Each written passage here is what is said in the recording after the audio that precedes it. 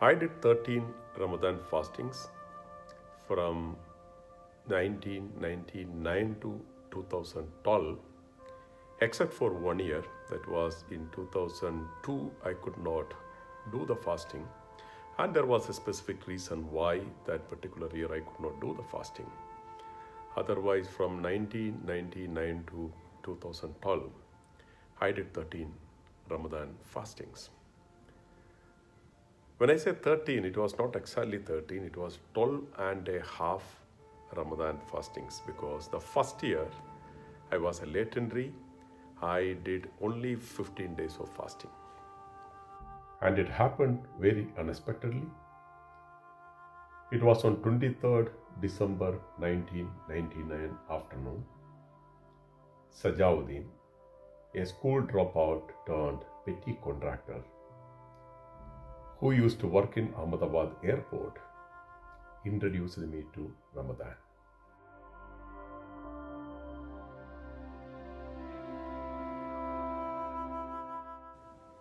I remember very well that day I was totally angry, upset. I was on fire.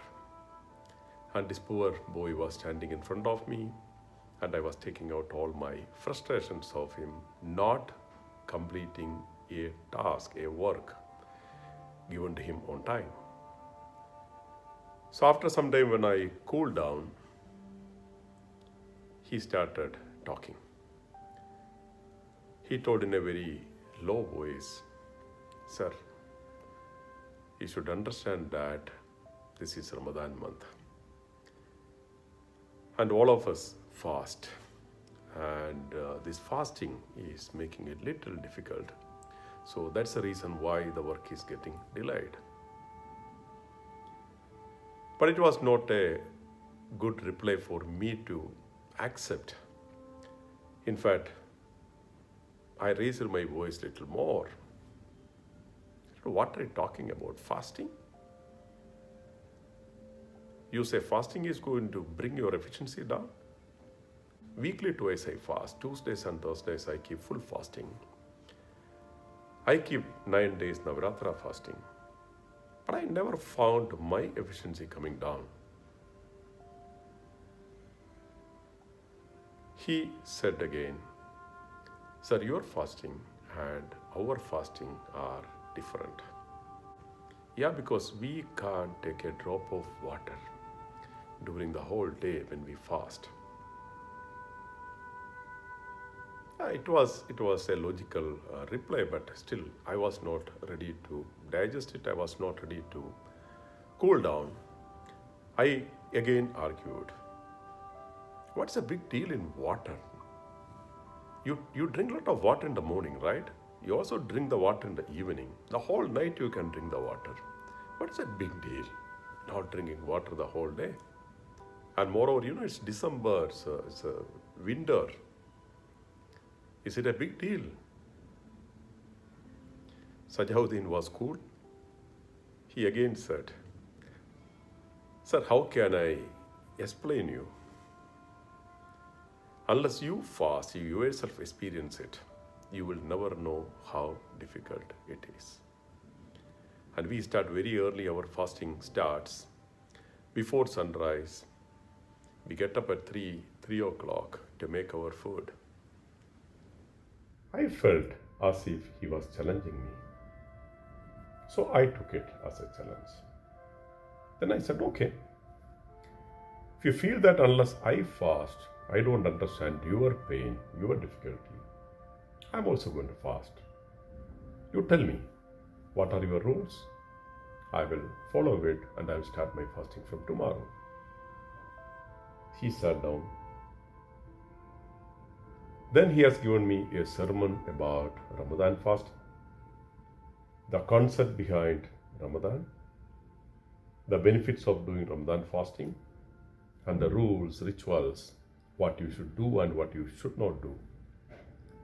It took some 15 minutes and I heard very patiently. Then he again asked, are you really going to do the fasting?" I said, "Yes. I do not know whether Sajauddin really believed me.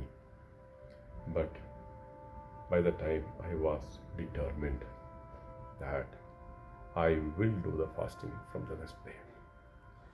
I reached home and I told my wife that I'm going to start Ramadan fasting.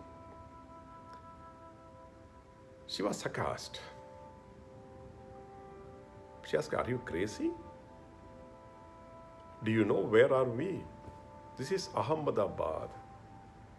And we came here only just 6 months back." Yes, I knew the religious intolerance in that region. But none of her arguments was strong enough to make me going back from my decision. I told, okay, it's up to you. It is me who is going to fast. She persisted again, see, in the end, the neighbors are going to ask me, people are going to ask me, and I am the one going to reply to so many people. This talk, this argument, counter-argument continued, but next day morning she was up. She helped me to prepare food, and that is how my Ramadan fasting started. Yes, it was not that easy, honestly. The first Ramadan was not that easy. The first day was not that difficult, but second, third, maybe the fourth day onwards, the things started settling. I could feel the hot air coming through my nostrils. Third day, I had a very bad headache. But slowly, body accepted it. And maybe after 5-6 days, I found something, some kind of inner peace, tranquility, some kind of strength.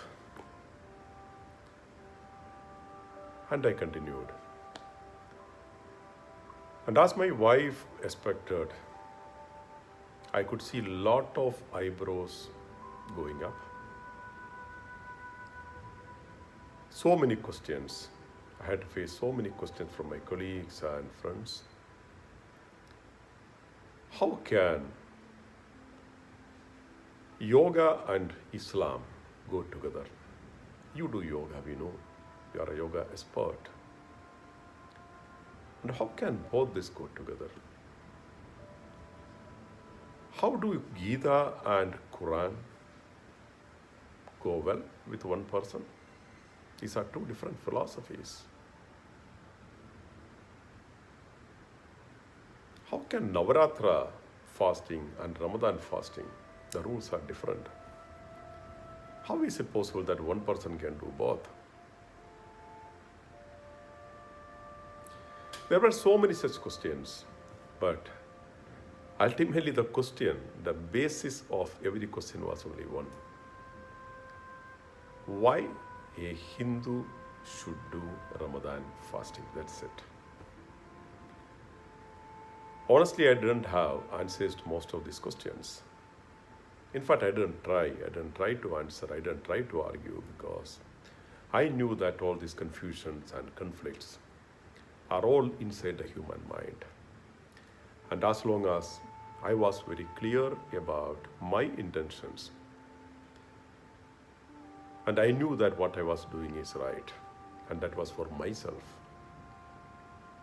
I never bothered to reply to all these questions. But in few days, all these kind of revulsions subsided, and people just accepted it. And by end of that Ramadan fasting, I hosted a big party on my terrace. It was an airport colony D block. I remember all my people, all the block members, all my neighbors were invited, all my colleagues were invited. In fact, our airport director, Mr. Chitkara, he was part of that party with his family. Around 30-35 people gathered. And the whole day I was busy cooking biryani, cooking chicken, cooking soup.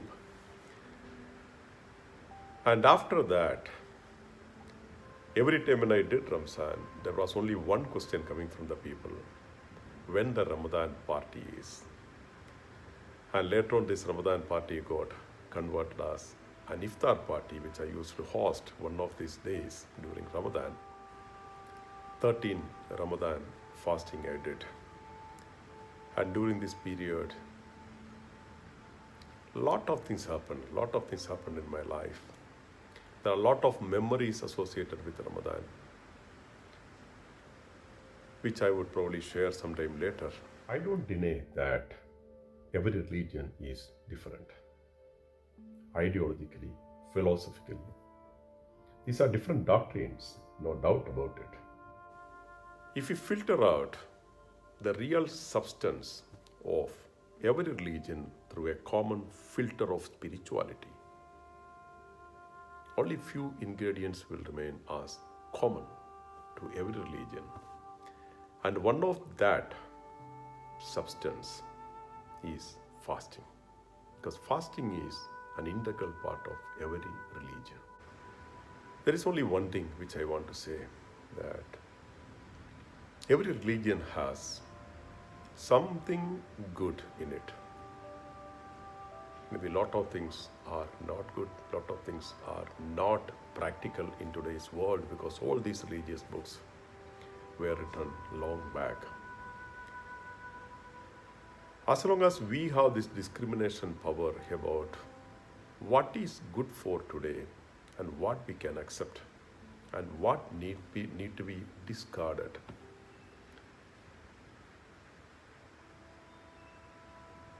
you can live with every philosophy.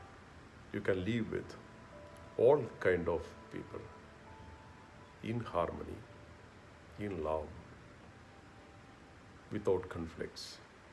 My experiences with Ramadan is captured in this book, my first book, many parts, many answers, and if anyone is interested to read through, they can read it. A lot of my experiences during this 13 years of Ramadan has been captured here, and probably I would come back with maybe another episode. And till then, bye-bye.